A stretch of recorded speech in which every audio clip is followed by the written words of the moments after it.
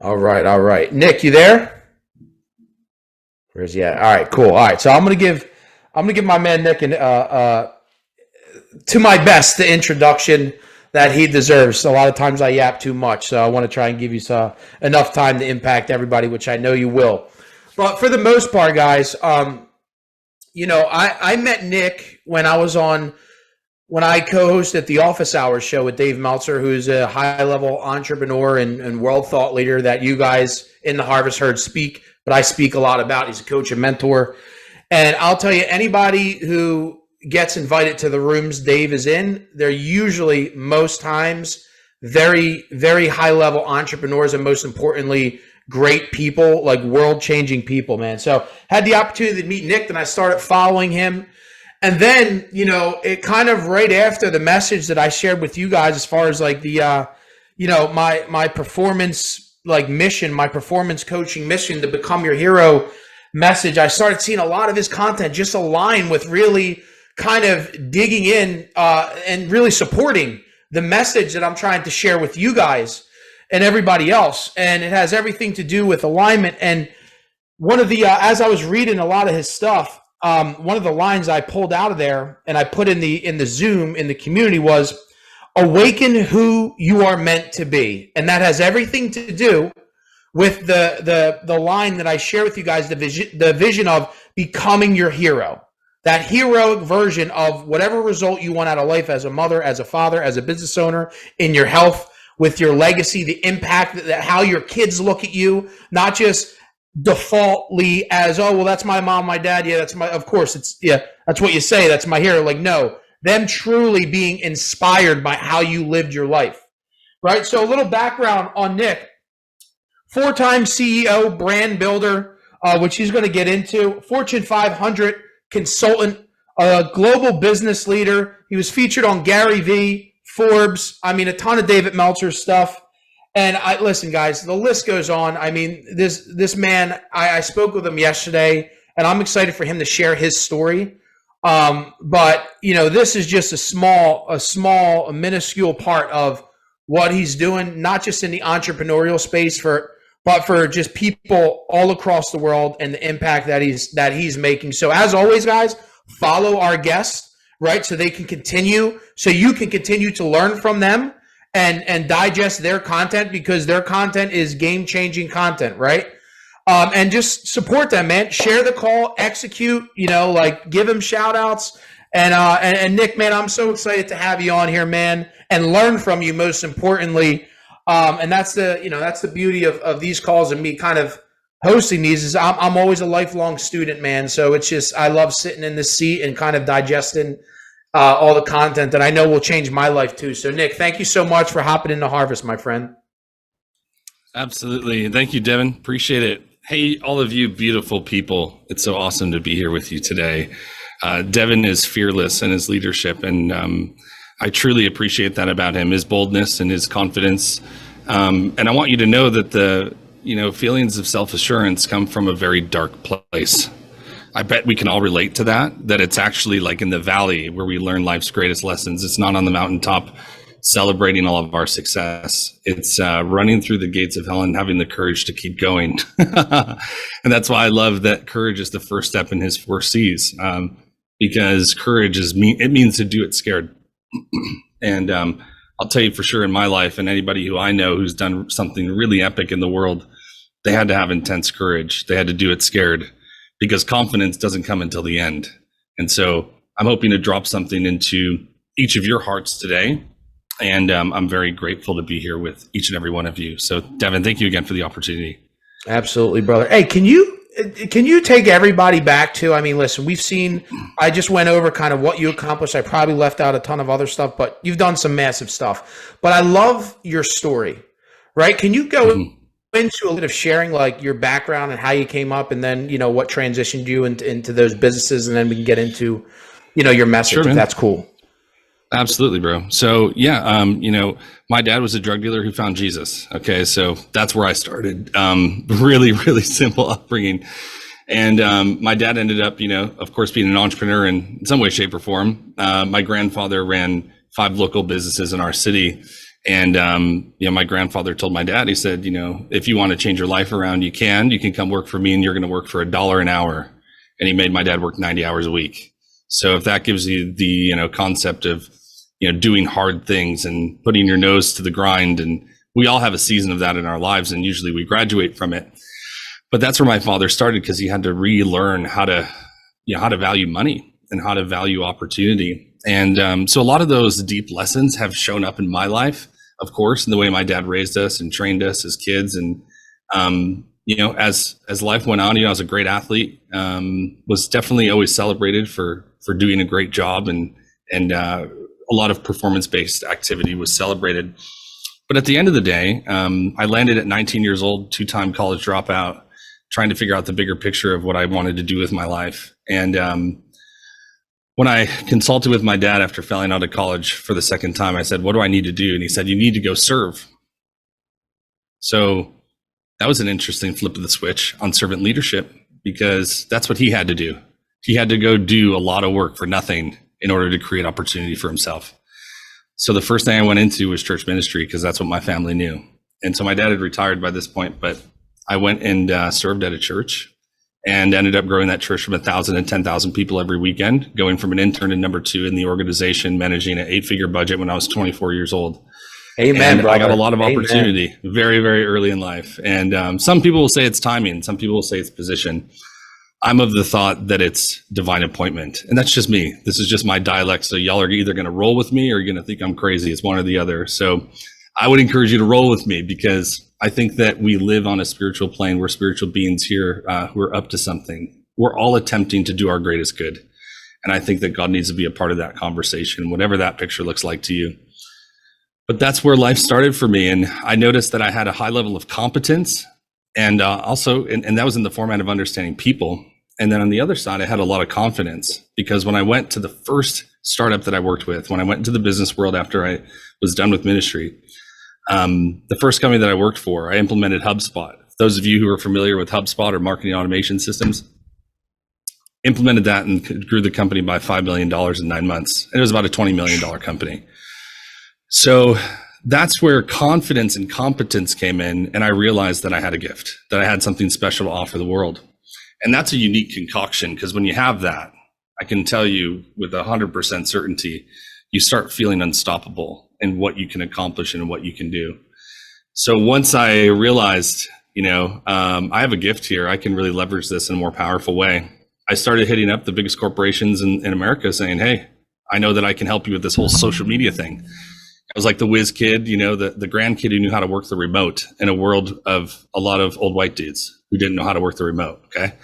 So I got invited into a lot of conversations and sat at the table with, owners of multi-billion-dollar companies saying, what do we need to do in that 2013, 14, 2015 era? And it was really powerful. It was really amazing. And once that was done, I was like, I think it's time for me to go start my own business. Did that, ended up doing it 4 times by the time I was 35 years old. And here we are today. And,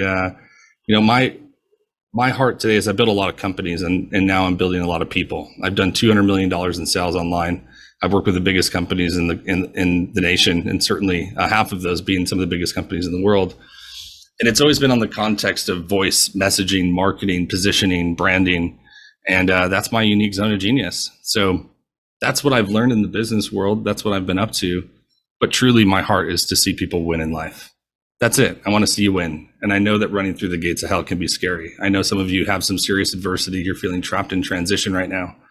And I hope to be a guide for you, to be the seer who can sit above your situation. Just like if you call 911, they can see you on that blue dot on the map going, hey, if you go east 1 mile, I promise you're going to be okay. I know right now you feel like you're going to die, but if you just keep going this way, you're going to make it out. You're going to get into the destination that you're looking for. You're going to find freedom and safety, but you got to trust me. So I'm sensing there might be some people here in this room who are trying. You're trying really hard. And what I'm hoping today is that we can have a conversation of what does trusting look like? What if we slow down the amount of grit and energy and pushing and pulling, and we actually start trusting the process? And I'm interested to see where that conversation leads us. I'll tell you what a great conversation that is, especially when you're always just trying to push. A lot of content out there, grind 24/7, 365. And I know there's different mindset and messaging behind that. But man, it's just, and this is in line, man, when we're trying to identify, when I say become your hero, this will help us identify, with our gifts and with with the clarity of where we truly want to be. If the answer wasn't no, and if you weren't holding anything back in your life, that's why I'm excited multiple reasons, but that's why I'm excited to hear your message, especially at this time right now, Nick, because it's definitely going to help me also, man. So. For sure, man, for sure. Well, the way I like to run these things is really doing Q&A. I think that the best thing that I can do is if I have a key or an answer to a challenge that someone in the room might have is to provide that key. Some of you have been asking God and petitioning and waiting and trying to figure stuff out and hoping that you can just have that one moment of enlightenment. I've been there. When COVID hit, I lost $1 million in 2 days. How's that for a gut punch? Most people won't get up after that. They don't. They won't get up. They can't stomach the thought of losing at that level again. I had a business partner with one of my businesses. I built a $4 million agency in about 36 months. What? And he was my best friend from high school, trusted this guy with everything, and completely pulled the business out from underneath me. Stole all my IP, stole my leads list, stole my customer list, stole everything. That affected my kids more than it affected me. So there's that old saying, be careful what you wish for, because you just might get it. And what's the cost of getting it, right? And this is why alignment's so important. This is why knowing your true center and understanding what the true north looks like in your life, because I'm the guy who just keeps getting up. I take a Larry Holmes or Mike Tyson left hook and I just get up again.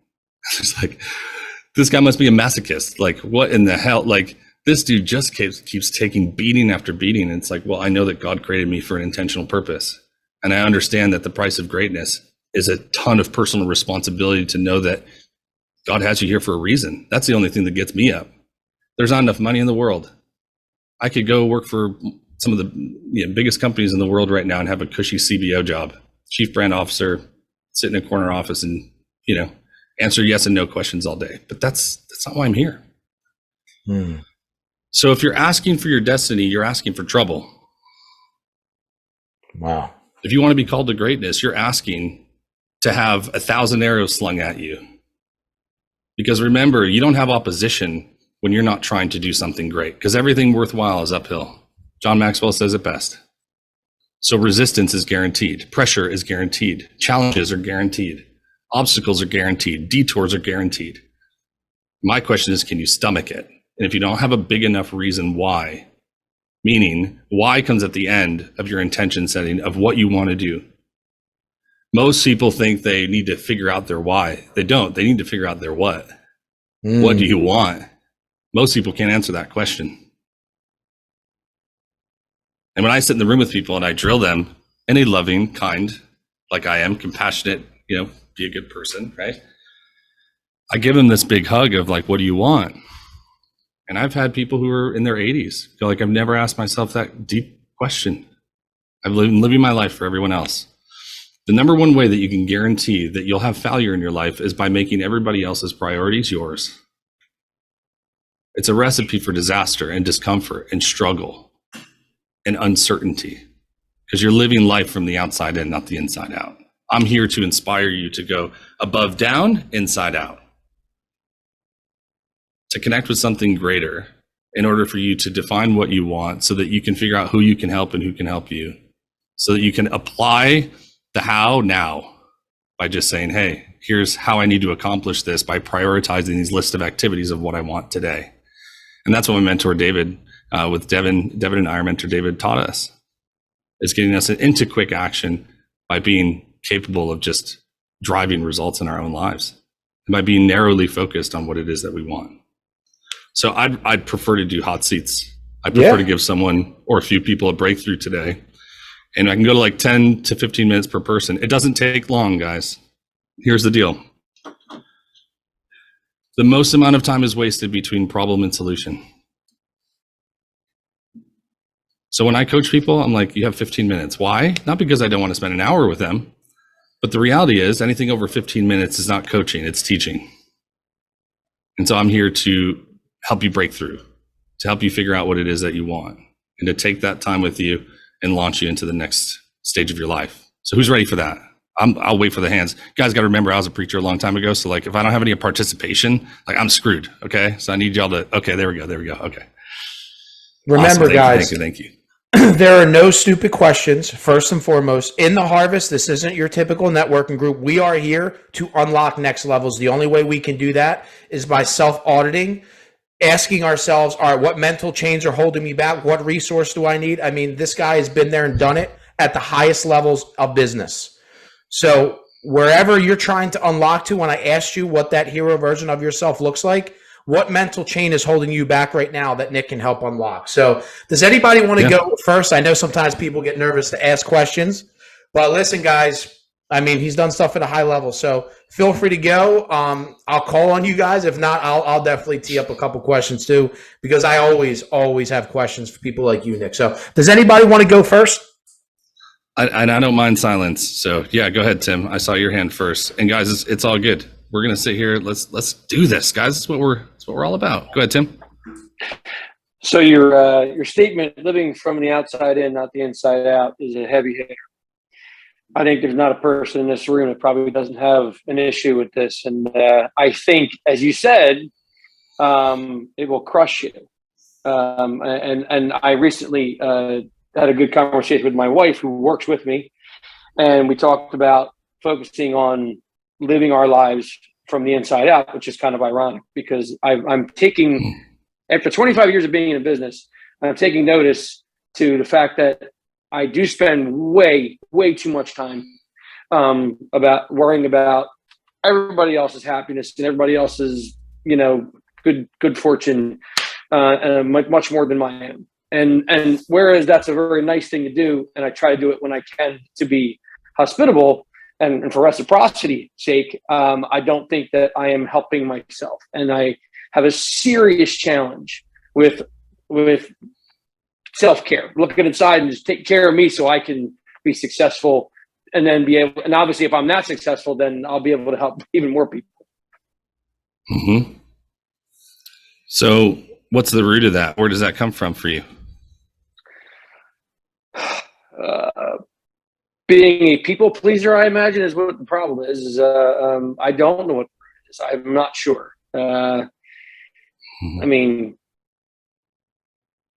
I'm not completely positive, to be really honest with you. I guess I feel like if people around me aren't happy with what I'm doing, then I'm not successful. And I'm going to wait for the smack in the face for that one. But I guess that's what it is. I guess I'm trying to make sure that everybody around me is okay, so that if they're okay, then I guess that I'm okay.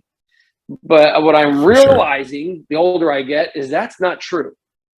But I don't have this. I don't know the things that I guess that can change the way I'm thinking about that. Yeah.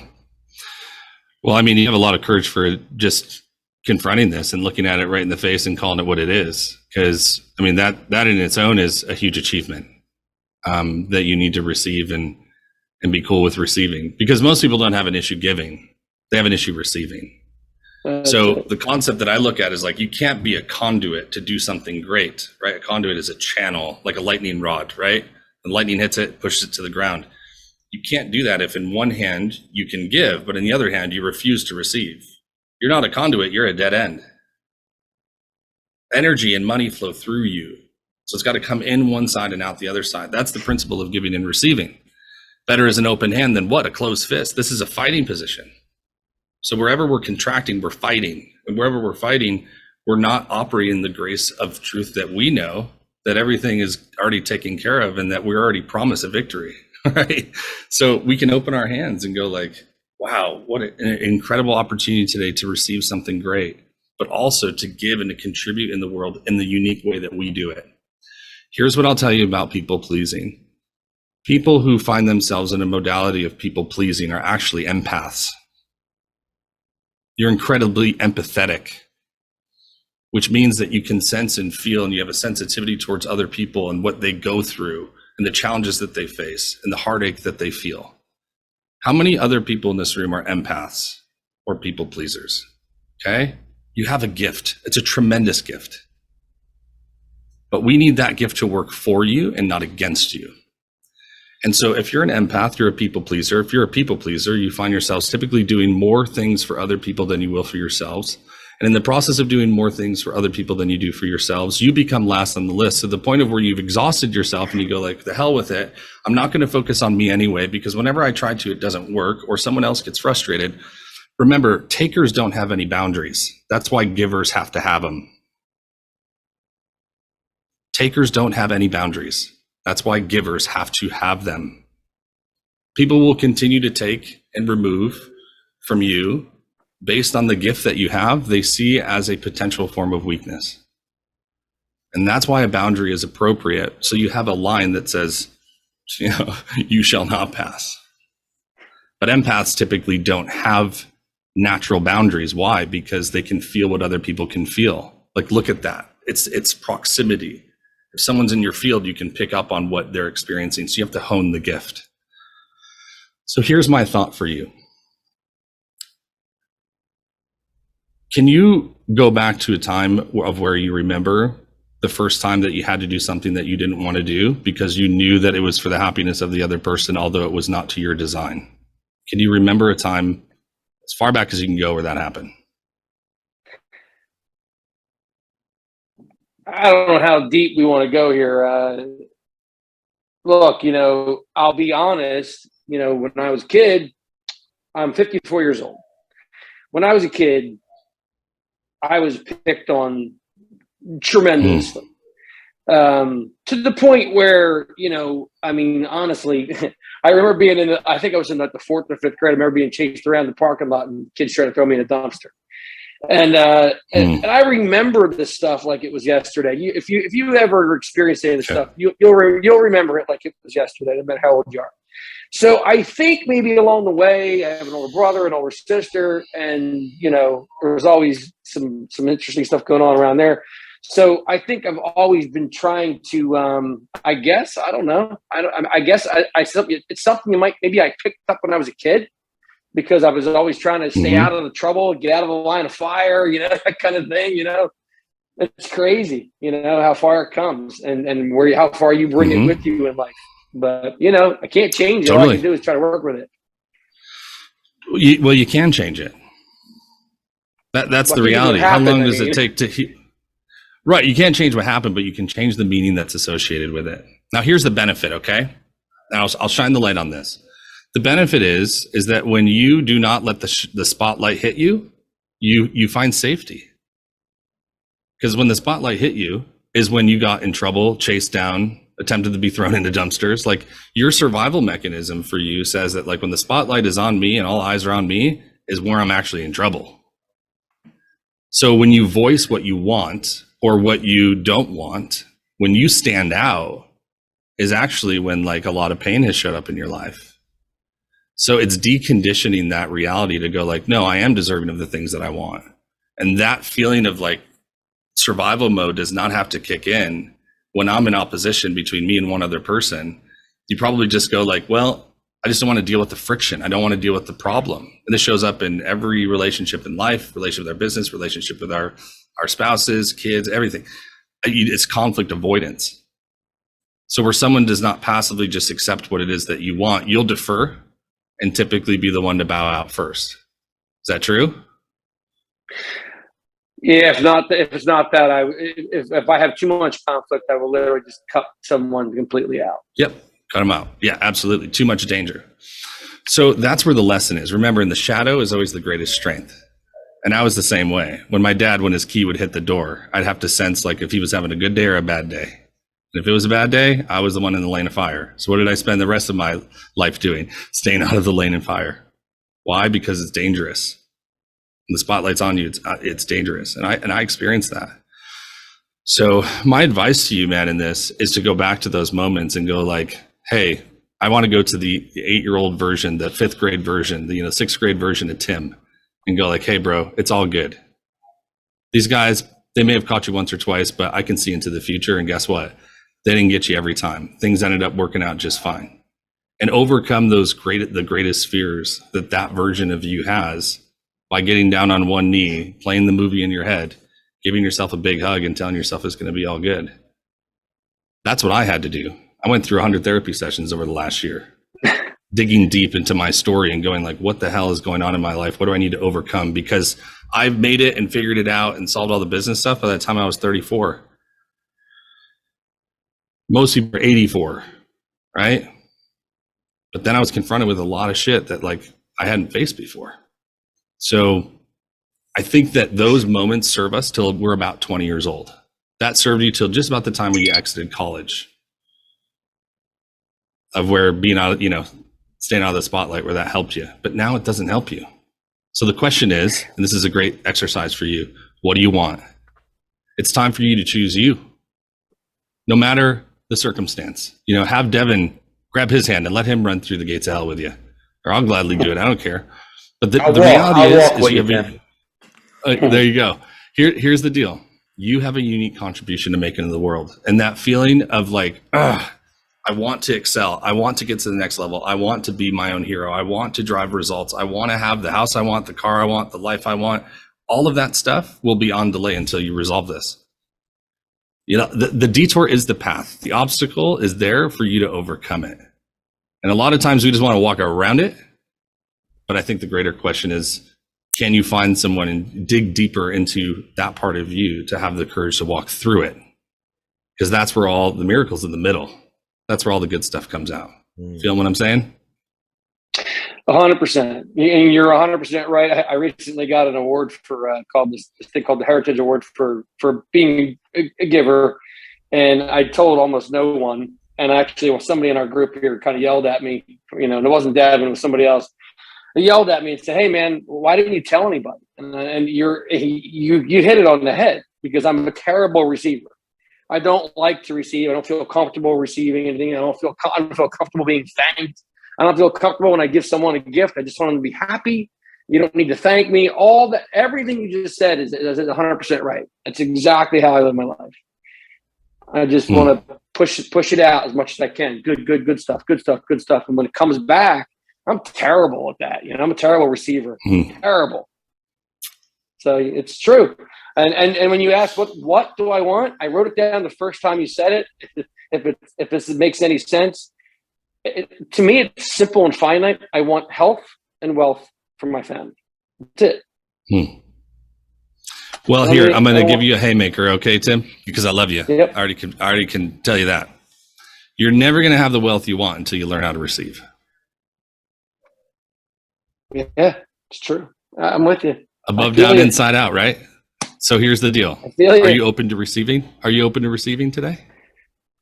I am. All right, cool. How many of you guys know Tim quite well in this group? How many of you know him quite well? Okay.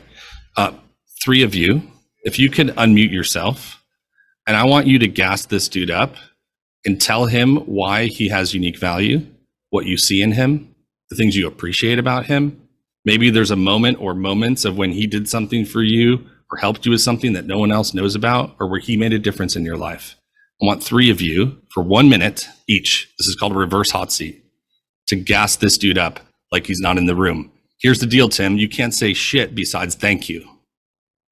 When they're done, you hit mute, you let them gas you up. And when they're all done, all you can say is thank you. And I'll wait till all 3 of them are finished. Okay. So we're going to gas you up, and I'm going to show you what it's like to receive. When I had an issue receiving, one of the best coaches in the world, his name's Robert White. If you guys have heard of Landmark Forum or different things like that, he created those. He said, Nick, you need to learn how to say thank you. Every time someone tries to give you a gift, you just have to make excuses of why you don't deserve it. Just shut up and say thank you. And I was like, okay. It's like, yes, Jedi Master. So that's what I'm going to place in your world today. When the 3 of them are done, I simply want you to say thank you. All right, got it? Who wants to go first? I'll go first. Just okay. Devin, Justin, Michael, and then we'll go to the next person. Tim, so much love, so much gratitude for you, brother. All right, so I'll start. When I think of the Become Your Hero message behind it, I look, before I say this, I have to look back and kind of have examples of people in the harvest who I feel massive total transformation in a short amount of time. And immediately there's a few people that come to mind. Tim Jennings is one of them. That brand that he has behind his head. Prior to that, he was trying to work on exercise. Then I told this story a million times, but the bottom line is this. He executed on becoming the hero, the vision that he had. And next thing you know, he started doing to level up his social media. Next thing you know, he starts a whole social media segment, walking and talking with Tim. The dude, massive transformation with his health, massive brand transformation. He had some of the most incredible leaders of South Jersey and still on his Walking with Tim show. Now, it's not about him. It's about the example that he's setting for his kids to, at any moment, say, put my foot down and become my hero and have total transformation. And the cool thing is now he accessed that hero within a year. And now there's another version that I believe you helped unlock that I'm excited to actually witness and see. And you continue to be that example for us, for the younger generation, for your kids, and for yourself in 10 years, Tim. Because I think, I can't say enough how much you inspired people, stuff like that. But literally that brand behind your screen resembles so much massive transformation and heroic acts that came out of that. So, that's kind of my 1 minute. Justin Deal. Awesome. Thank you. Yes, Tim and I, we started our health journey together. You got to fix your mic. Probably too far, sorry. I'll speak up. So Tim and I started our health journey together and started a group of 75 hard folks. So a lot of us transformed our minds, our bodies, everything. And after we completed that, he had invited my family down to his shore house. I had 4 kids. 2 of them were on the spectrum. And his wife, my oldest daughter, really, really bonded. It was like a beautiful thing. And Tim also, he had me for like my first run. He kind of got me in there. We did a 5K together. That was like crazy for me. I never ran. It was always walking. And that kind of led me down to, I did my first half marathon about 2 weeks ago. And a lot of that stemmed just from the example, just the time we had spent together. And, he's somebody that he's the first person to call you and congratulate you. Well, he's always there to support. I appreciate you. I love you. Incredible. I love it. Good stuff. Michael. Yeah, I got to know Tim just about a year ago, a little over a year ago. And one of the first times we met, I saw the joy and how much he loved and appreciated his family and that nucleus and how much that meant to him with the growth that his daughter was going through with adding a new member to the family with an engagement, and just watching the joy in his eyes and the dedication he has to that nucleus first and foremost. Watching them both be brought into this community over the last year because they were seeing the transformations that he was sticking to and going with, and the beacon and that light that he set as an example for a lot of us in this journey. I too am that people pleaser. I too am that family man, but watching you find that balance, bring them along with you so consistently. And then just the fact that you always show up, day in and day out, between that Hardball Village last year, watching you dance around as Buddy the Elf this weekend. Man, you're just such an inspiration to somebody that does the right thing on a regular basis, whether, giving, and now it's that receiving time. So I get where you're at. I love you, man. I'm so proud to have gotten to know you over this last year. And the examples that you've set for all of us, especially me, whether you know it or not, and then also the business personnel that I've gotten to meet within your company. I mean, just great leadership, great example. This guy's doing so much right, firing on all cylinders, and that's just helping bring the rest of us along, Tim. Appreciate you, brother. Love you. The reverse hot seat, baby. Look at that. I love it. Come on. Let's give it up for Tim and everybody else really quick. Great stuff. Love it. Good stuff, man. Thank you all. Thank you all for saying it was nice thing. Thank you very much. All right. So who's got next questions, guys? Come on. You got some leaders of the business. Yeah, whoever else wants to jump in. And Tim, as we're diving through this, I just want to finalize something with you really quick. I commend your courage, and obviously the legacy that you're leaving. Keep your hands open. I believe that if you intentionally open your hand every day, you'll double, if not triple, to quadruple what you're doing in the next year. That's what I see for you. The intentional act of opening. You're already doing it. You're already receiving joy. I could just see it in your eyes from what these folks were saying. Continue to keep your hands open, do it with intention, teach and continue to teach that lesson to other people, dude. The roof's about to blow off for you, man. It's really powerful stuff. You. You're welcome. All right. Good stuff. Anybody else got something before I start firing off some questions? Because I ain't got this life figured out. I ain't got my business figured out. So I'm going to take advantage of this opportunity to learn from the best. That's how you guys have to open up your mind. Now I got some hands. Good stuff. Fulgenetti. We'll go to Fulgenetti and then we'll go to Jennifer. Hey, Nick, appreciate you being here. Thank you very, very much. You're welcome. I have a small business that I took over from a family member that was kind of cruising at a time where he had to exit due to a disease early. And I live in a lot of fear. And because I've been in the midst of acquiring and purchasing this opportunity, but in moving forward, I get real nervous as far as like a failure or a road bump or taking an opportunity and not 10Xing it. So I put in that work, I put in that time, but I feel that there's like I'm holding back quite a bit because I don't want to take too many steps in the wrong direction and then financially watch things shrink and push my family backwards after, my father started this, putting it in motion. Right. So, I don't know if you have anything. I know you'd mentioned that you woke up one morning and lost quite a bit, but you've kind of since recovered. But I feel like that I'm stuck there. If my feet are in the mud, I'm like, I know, and I could see what I could do, but what if that doesn't work?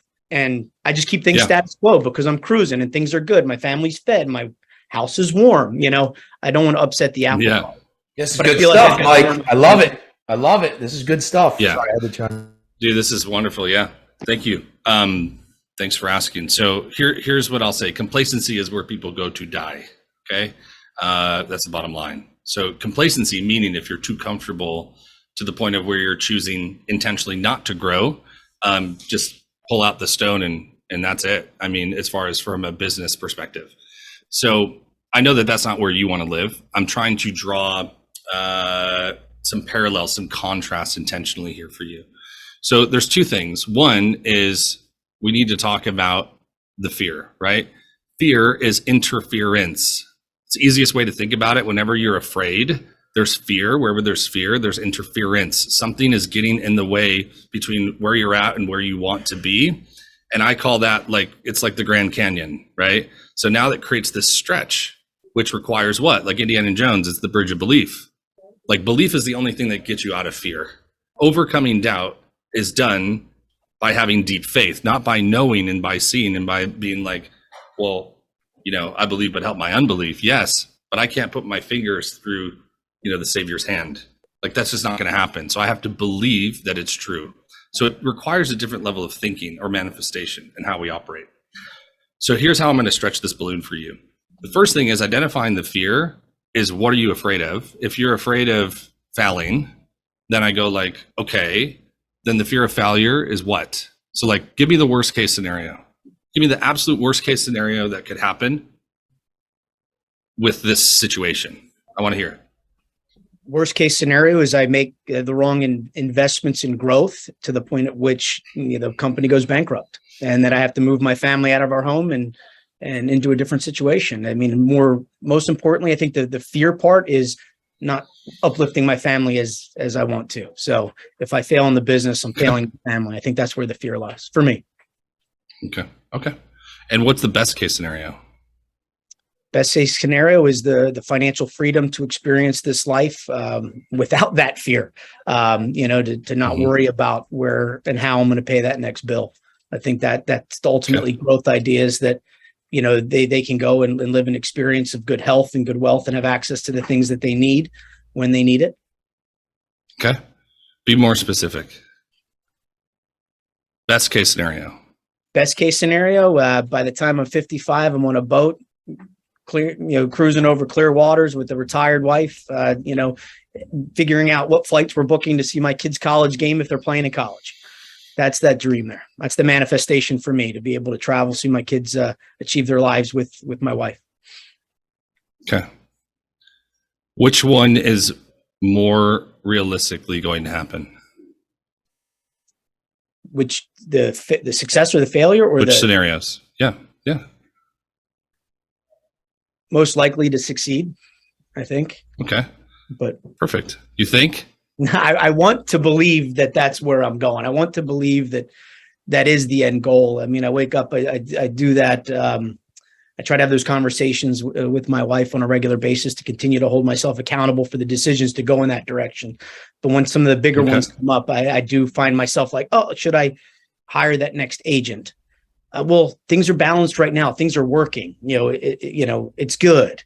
And I'm like, but I know to achieve that end goal, I need to make those next hires, but I don't want to upset the apple cart. So I keep my feet in the mud. Did you make bad hires in the past? No, not yet. Not ever. Okay. Not ever. Okay. Have you ever hired anybody? Yeah, we've hired 7 and it's gone pretty good. A few have left just based on family situations, but as I've built this over the last 5 years with more of my brand, I've really got a great core group of people. Expansion next becomes new facility, another location. And I think that's the problem for me. It's that investment into taking what I've created here at this one spot and starting to duplicate it without my presence being in that location to oversee it. And that's kind of can go a little bit. I'll tell you what the problem is, Michael. You're not aiming high enough. Okay. The 55 and the boat and the college games is not big enough. Go bigger. You got to go way, way, way, way bigger.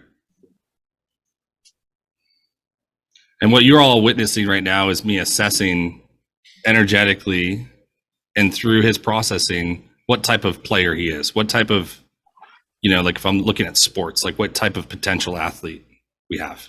And we have a superstar here, folks. My question is why you don't believe it. My question is that you have the skill of Tom Brady, but you want to go play freaking modified football. It's coming back down to some of the similarities of what Tim was talking about. When you aim high, you take a different level of personal responsibility for a guaranteed win.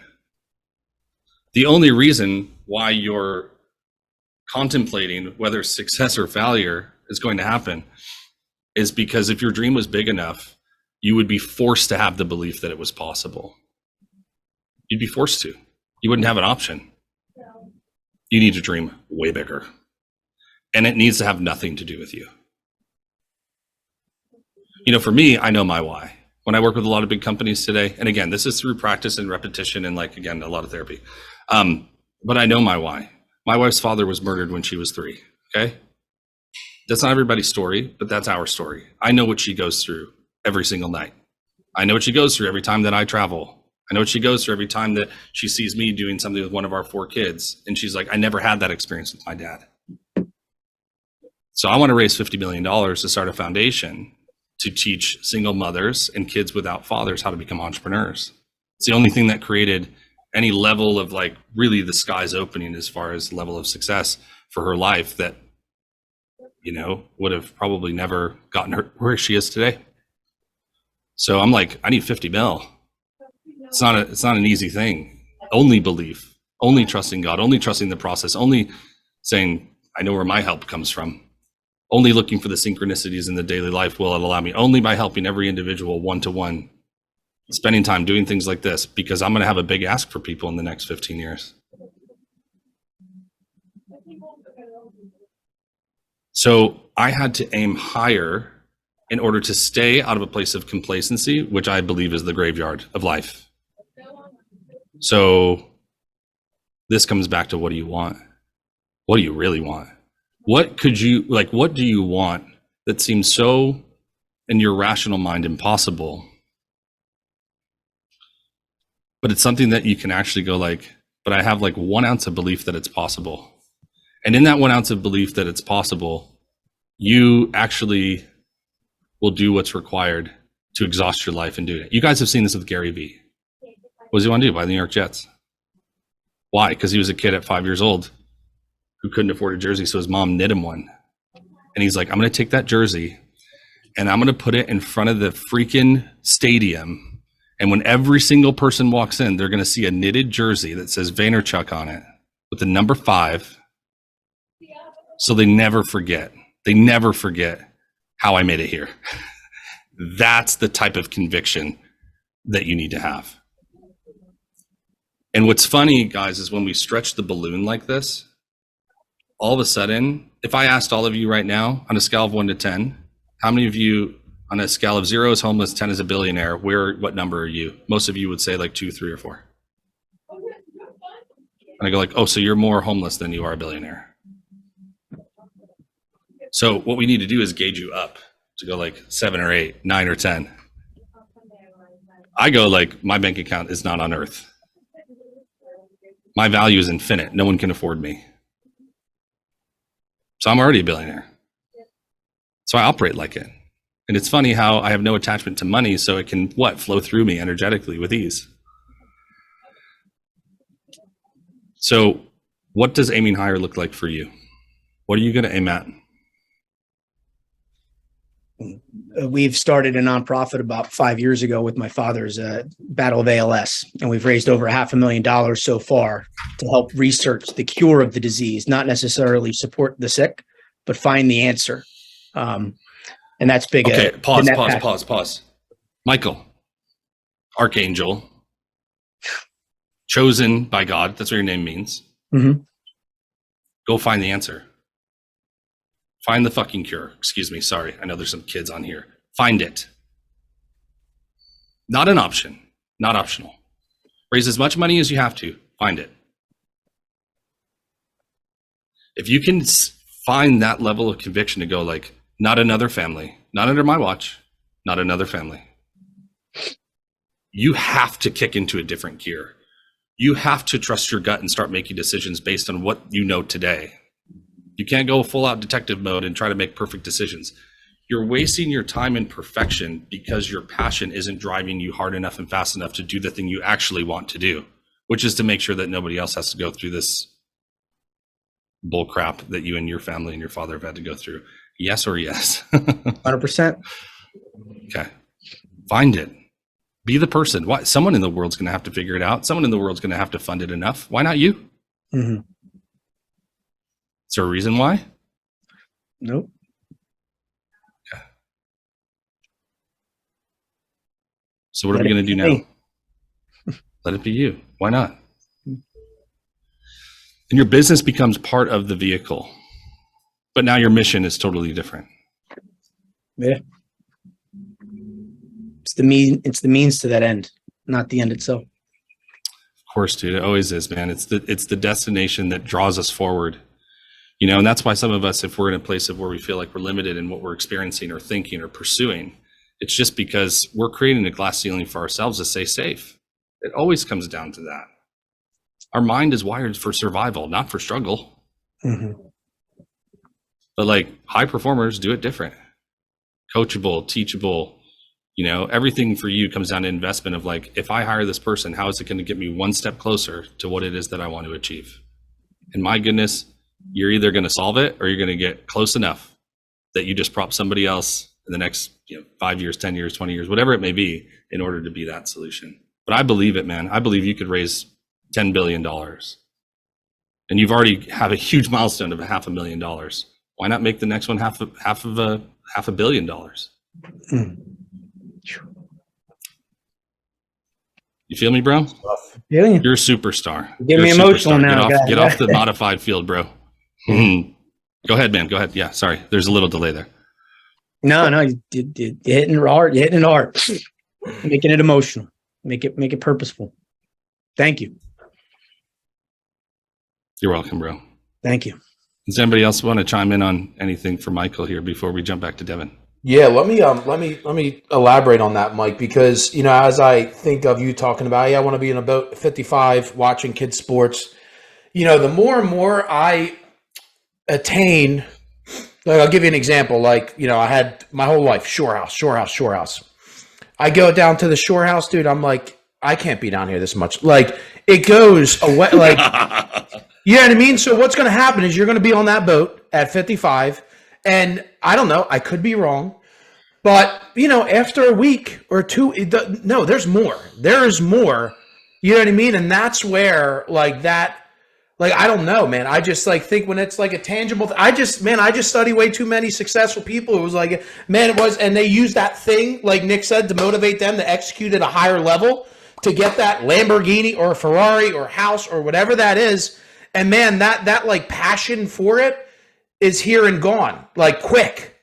You know what I mean? Unless like you're some type of crazy like boat enthusiast who likes to study the water under you and you want to travel the world and study the water on this boat. You know, but at some point I believe, man, if it's just something like tangible like that, that excitement, unless you train your mind to, you know, what you appreciates like every day you're going to be like, man, how can I find another way to appreciate this boat in this water? Right? But that's not how you want to live life. There's got to be something bigger and more that fulfills you. And that's, I know, like, you know what I mean? That purpose that Nick just had you emotional, that's the stuff, man. And in order to get there, you're going to be able to acquire through your performance in your business and all this other stuff, man. Forget about the boat. Like, yeah, you can pick and choose when you want to do that, but you have a much bigger purpose. So who else? Jennifer, I know you had something. Fire away a quick question and we're going to get off at 1:00. So get right to it so we can help you. Sure. This has been amazing, and I have the shakes, and I'm feeling all the feels. And what normally comes about already did. I'm like, oh my God, we're almost done with time. I haven't been in the group this long. I should defer to someone else and give them the chance, and that is what I do. Go. Let's go. No, I'm saying that is what I do. That's what I do in life. That's what you know what Tim brought up and stuff. And I've done Landmark, and I've figured out some of my stories, but I still continue. I think some of it is fear of success. And I think that the empath in me is constantly looking for the people that I can help when I know for my business, I need the people who are like me and are going to be a go-getter. But what happens if I get them and I can't mentor them and help them the way that they need to be helped? So is it easier to just continue to find the people that I can help with my mentoring and with my business? What do you do? I own an online e-commerce business. It's social retail, and I help people who want to build a business, but also who just want to share coupon codes and earn income that way. And been very successful. Built a $7 million business in less than 3 years. But congratulations! Thank you. But I want more, and I want more people who want more. And I seem to attract people that need me more on a mentor level than a business mentor level, and trying to figure out how I keep getting in my own way so I can. This group is incredible. These people are incredible, and it's already changed me so much, but I want to. What else do I do? So what do you want? I want to build a team of leaders. I want to build a team of leaders where it's not just me helping people mentally. I want to help people on the big scale. I want them to see the dream, not material. I know for some people it's material things, but so much bigger. I want to give back to the world. I want to earn enough, of course, for my family to be stable. I'm the only income right now. My husband's building a new business, but I want to give back. I want to make a difference, and I want my kids to see that, and I want them to carry that legacy on, not just a business legacy. I want them to change the world. Absolutely. Two things I'm picking up for you, I think, that are on a let's just call them, I don't know, it's the truth that I'm feeling from picking up from you. Number one is business is an access point to transformation. Okay. So there's a lot of people who I've talked to, like, cause I started in spiritual ministry, right? Like spiritual coaching, if you will. That's like where I started when I was 19. So I've kind of done life reverse. Like a lot of people ascend to that point through business. I started there and then I went into business, and now I'm kind of finding my way back. So, here's what I'll say. Business is an access point. That's why for me, I work with personal brands, which are entrepreneurs, thought leaders, experts, industry insiders, influencers. Like those are the 5 types of people that I can work with. I work with people who run $4 billion brands. I work with people who are just getting started yesterday. So I'm like a horizontal, not a vertical, right? If that makes sense. So I think for you, the point of identification is figuring out your access point. I thought that doing marketing, like I was like, that's the old thing. I don't even want to say the word marketing anymore. I don't even want to say the word personal brand anymore. And what I realized was, through a lot of my deep identification, what I help people do is I help people like figure out what their unique contribution is in the world. That's what I do, period. And how do I do that? By living out mine. So I model it and I show the example of it, but then I also have the tools and modalities in the systems the conscious and intuitive understanding about people to help place them, but also the systems to help put them into that create this 1.0 to 2.0, the two-dimensional drawing to the three-dimensional like animation of that person. That's what I do. So I help people make a unique contribution in the world. And that's leveraging their own unique skills and talents and abilities and all that stuff. So I bet you that the access point is not the issue. I think that for you, it's starting to unravel to the point of like, what type of contribution do you want to make in these people's lives? And how do you do that? What's the modality, right? Like, do I do a mastermind? Are you in that zone now where you're like, do I do a mastermind? Do I change my offer? Do I do different paid ads? Do I just shut down the whole business on its own? I think you're right in saying, why don't you hire leaders to run your company so that you can go through the metamorphosis of what's next for you? I went into a cocoon for 18 months. Caterpillar was like Nick, the marketing guy who's worked with a lot of big companies. Then I went into the cocoon, which was 18 months of hell. I felt trapped. My marriage was significantly on the rocks. Didn't even think we were going to make it. Moved to a different city. Didn't sell anything for 6-7 months. So like I had to go into that place of like incubation in order to create what was next and new. And now working with David and some other people, I'm going to be on a panel with Tom Bellew and Jack Canfield in February. I've already won. I already knew that I won. I got that promise from God when I was 12. So it's not a question of if, it's just a question of like, am I ready? Am I prepared? Is it well with my soul, right? So I know that we're hitting time, but I'm good. I have another like 5 minutes or so. So I want to just kind of dial this in for you. What's coming up for you? What are you experiencing through some of this conversation and reflection? I definitely want to reevaluate. Feeling like that, being the sole provider right now, I didn't have choices, but recognizing I actually do have choices. Mm-hmm.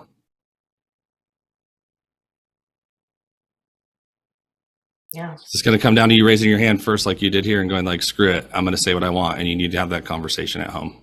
Yeah. And be gentle and understanding and be compassionately curious.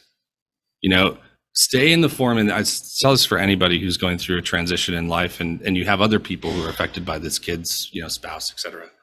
Stay curious. Don't live in absolutes. What would it look like? What would it be like? What would it feel like? What would this experience award us? Hey, I want to bring something up to you. My wife before operated in a lot of scarcity. You guys can understand why, because of her story, right? That I shared with you. So a lot of things were very uncertain for her. My goal in life is to bring her into the unknown. Like, that's why I'm in her life. It's like, she should have married an accountant. I used to tell her that all the time, like joking around, because so much stability and safety and consistency, but she married an entrepreneur who like, everything is just like, it's going by like what I feel is right. And it's wild. It's a wild ride. But one of the things that we talked about, I told her, I said, I feel like I'm going through the season of the caterpillar, the cocoon, and the butterfly. By the way, a butterfly does not know what type of butterfly it's going to be based off of what type of caterpillar that it was. This is like huge. And I want you guys to get this. Just because you're at starting block A does not mean that Z is the path that every other person like you or who does the things that you've done, that it's going to be the same path. It's actually completely unique and individual to you. In the process of the cocoon, the caterpillar actually turns to liquid. It literally dies. This is the process of transformation. Death.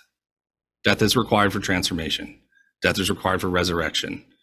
The form for a caterpillar has to die in the cocoon. It goes to liquid, where the DNA still exists, but the form doesn't. Then it is rebirthed. So for you, I think you look at what does intentionally going into a season of taking 18 months off, 6 months off, taking a sabbatical for 6 months for you, Jennifer, which I know it's like all the red alerts are going off in your head right now. Taking 6 months and not working. And just going like, I'm going to hire a team. They're going to do it. I'm going to take 6 months and I'm going to figure out what's next for me. And I'm going to help my husband figure out what's next for him. But don't destroy the burger.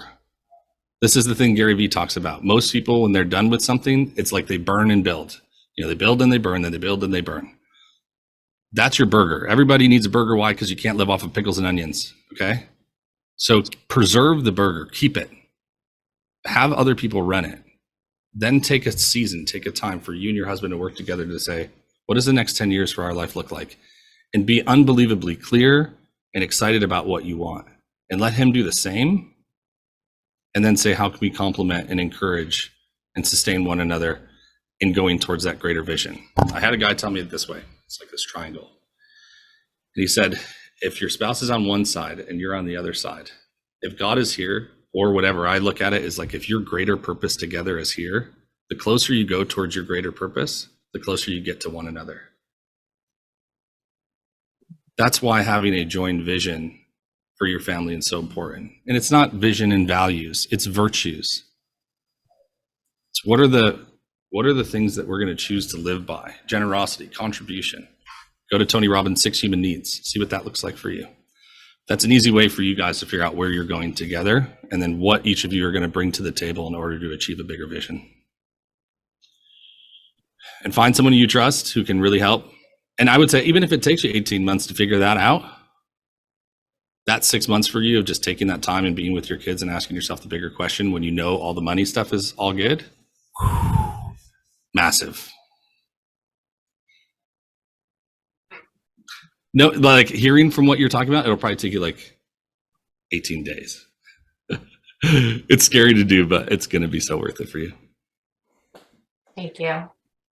Incredible, Nick. Incredible, dude. I'm very grateful for just, dude. And I try and share this with you guys all the time. Just because Nick's speaking with, or anybody, whether it's me or Nick, whoever the speaker is, just because we're speaking to one person does not mean that this isn't for every single one of you to do this same exercise with your life and your business, right? So when he speaks with, with Jennifer or with Tim, like, ask yourself, like, what is it? Like, what is the heroic version of your bit? Like, what is that, right? Are you clear on that? And if the answer is no, you should be doing everything Nick's putting the people that are speaking with him, that same exercise. You should be having the courage to challenge yourself to go through that and reevaluate if you need to reevaluate, right? And connect and lean on the community. Hey, what are your thoughts on, you know what I mean? So just incredible stuff, Nick. I'm so thankful I reached out to you to get you on here, man, because again, dude, you are just a completely different flavor, dude. It hits differently hearing you talk and kind of present it the way you do, man. I think everybody at some point got emotional on this call, which is good. By the way, this is very, very, very good, because I feel that that's a trigger for some massive breakthroughs. Only if you take action, though. Only if you take action on what you just heard. Or else you're going to keep doing that hamster wheel for the next 10 years and regret that you never took action on what you heard on this call. So, Nick, thank you so much, my friend. I know this is only the beginning of our relationship, and I appreciate you coming in here. Guys, as always, share the call. It drives me nuts that people don't, we have 100-something members, and it's like I always get in my own head, like, how in the world is everybody not showing, I can't battle that mental, that thing every single, but my point is, guys, you got to share this with people. We could change lives. You are supposed to impact others. That's how you also grow your business, and that's where true fulfillment actually happens. So, Nick, thank you so much, brother. I hope you guys got a lot of value from this. Follow Nick too, guys. I'll drop his Instagram, his Facebook, and you will continue to get value as you follow him too. Thank you so much, Nick. Thank you. Appreciate it, man. You're welcome. All right, y'all. Hit me up. Stay connected, all right? IG is the best spot, at Nick Cavuoto, and Devin will drop it in. And Devin, if you're coming in February, make sure you let everybody know about it, man. It'll be a blast. Awesome, brother. Thank you. See you guys. All right, y'all. Thank you again. Much love. See ya.